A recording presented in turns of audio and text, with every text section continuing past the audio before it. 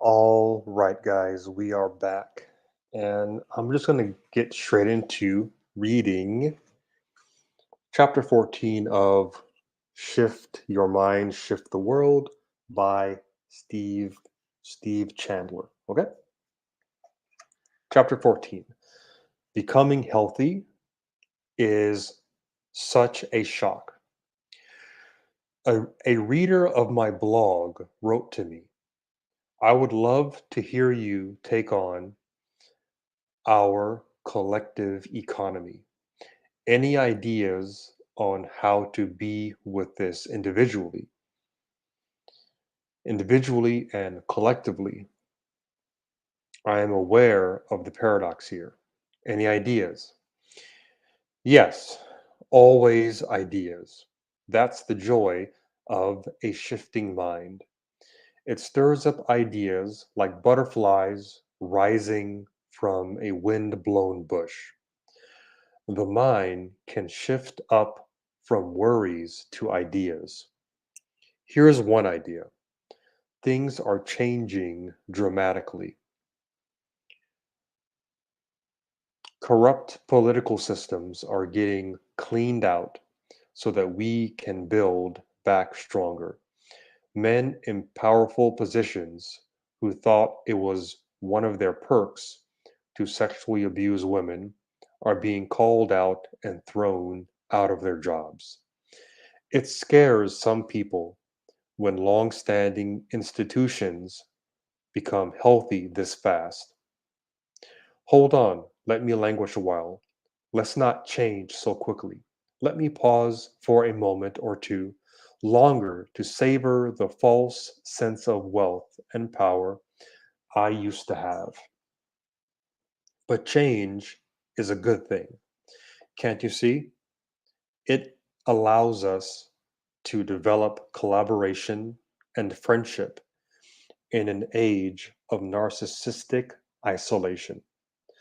No longer do we have to ride the latest business bubble or look for parental organizations to care for us. We grow, don't we? It's certainly an available response to the times to rise up. No matter what has ever happened in history, there were always heroic, creative responses to it by individuals who rose up.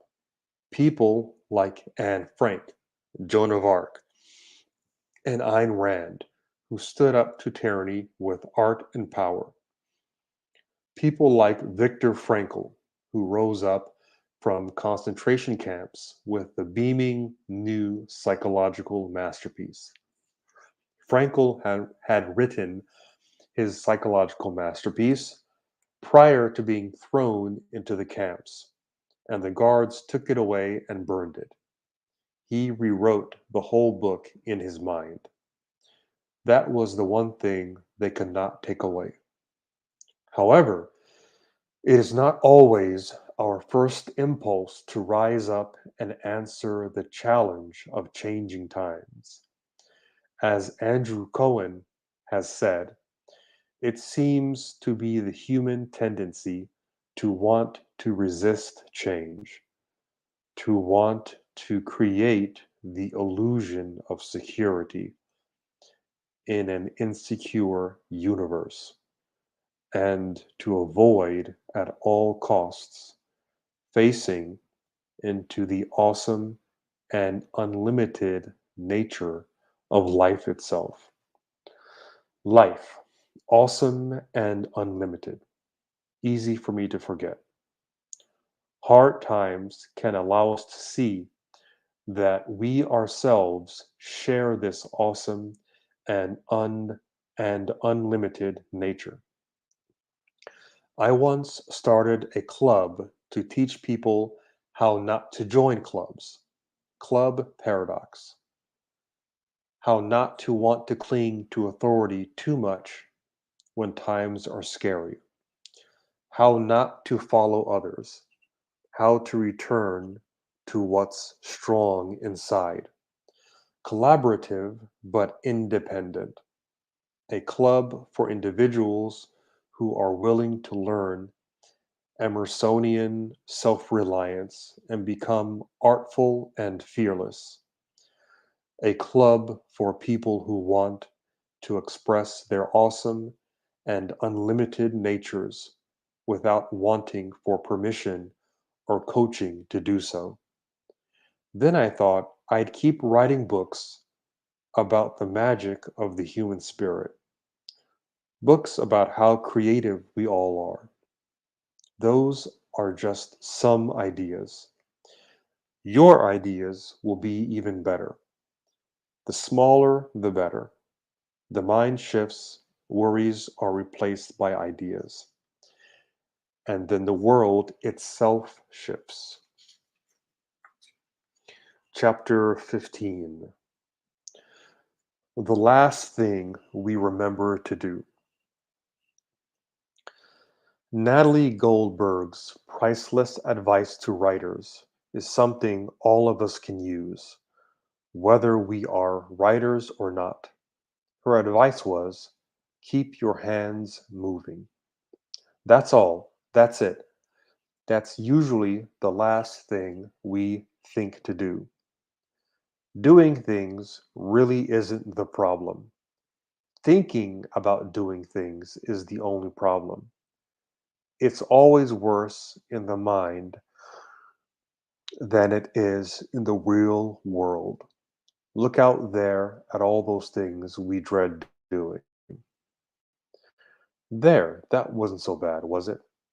How many times have our teachers, our parents, our doctors, and our friends said those words to us? Hundreds, thousands. Did we make a note? Did we let it sink in? Don't dread anything anymore. Just jump in and do it. If you're stuck with if you're stuck with what you're writing, keep your hands moving. You are the author of your own life. Keep your hands moving. You are co-writing your co-written love song with the universe today. So keep your hands moving. Motivation is inner movement. People get confused about motivation and think they need to have it before they can get their lives into motion. Not so. Motivation most often shows up later when you're already halfway into things. Yet I run into people all the time who are trying to figure out ways to get motivated to do something they have been putting off. Patricia was such a person. She was a client of mine who was going to write a major corporate proposal, and she kept putting it off. How do I get myself motivated to do it? She asked. You don't have to. What? How do you mean? It's one of the great misconceptions of life that motivation has to occur before you do a task. I'm going to prove to you that it does not, I said. Okay, I've got to see. I've got to see, because I've been trying to get myself motivated to do this thing for 2 weeks now. Good. So are you ready to experiment? Yes. You have a proposal to write, correct? Correct. How long do you think it will take you? Maybe 4 hours maximum, if I do a final edit. Okay, here's what I want you to do. Ready? Will you do it? Of course. Hang up the phone and write the proposal and call me as soon as it's finished. And then I hung up the phone. Why waste more of her time? The next morning, Patricia called me. It's finished. I sent it off by FedEx. Wonderful. But I wasn't very happy with you for a while there. No doubt. Why did you have to do it that way? I wanted the drama. Sometimes I like it when we do things together that you will remember always. What was your point in doing that? Patricia already knew what my point was, but she wanted to hear it from me. She wanted to she wanted to talk it through because beneath her irritation, she was already excited. She had found something she didn't know she had. What was it? Was it her action switch? Was it a little button she could push to get the whole body moving? Well, yes and yes. She found out she had the ability to move into action anytime she wanted. Only a thought stood in the way. And when she saw it was only a thought and not the truth about life, she could just let it arise and dissolve as all thoughts do when we don't cling to them. She now knew she could do things with or without the motivation, or even the desire to do them. She found she could just do it, allow it to be done. She also found out something equally exciting. About 15 minutes into writing her proposal, she was filled with fresh energy for writing it. It was as if a pump had been primed. People think the mind must shift first before any bold, creative action must be taken. It's nice when it does, but it's not necessary. You can shift the body first instead, and the mind will eventually follow. That's why Natalie Goldberg says that a writer simply needs to move her hands. The mind will catch up. Emerson put it this way: do the thing, and you shall have the power. People tell me, I don't know if I have it in me to write a book. I say, I know what you mean. I never had it in me either. Then how have you written your books? Some of them longhand on paper, and some on the keyboard of a computer. That's not what I'm asking. I know, but that's what I did. That's how I did it. Where did you find the motivation? Somewhere during or after the keystrokes or the pen strokes.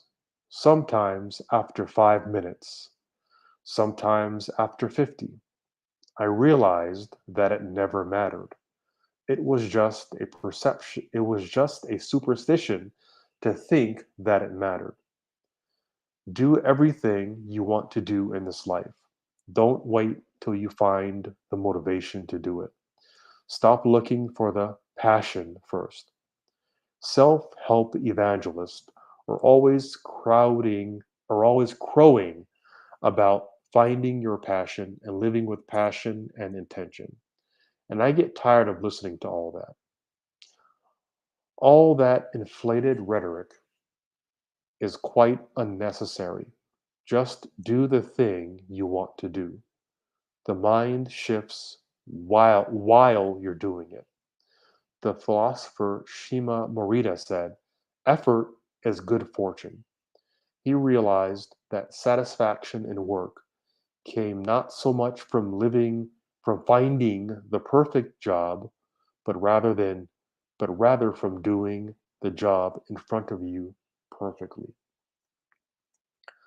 All right, guys. So that has been chapters, let's see, 14 and 15. So we'll stop tonight and we'll read chapter 16 tomorrow night. All right, guys. I'm going to go ahead and end the live stream and exit the studio and go off the air. Again, if you'd like to connect with me, here's my LinkedIn address. Just connect with me. and talk to me about anything you want. You can complain to me. You can ask me questions. You can talk for an hour, and I'll just listen. Right. Um, my goal here is to be the one person in the world who shows up consistently to listen to you. Right. Even if I don't have any advice, even if I can't help you, often just listening is enough, and often being listened to is enough. I'm going to go and end it. I'll see you guys later. Click end stream.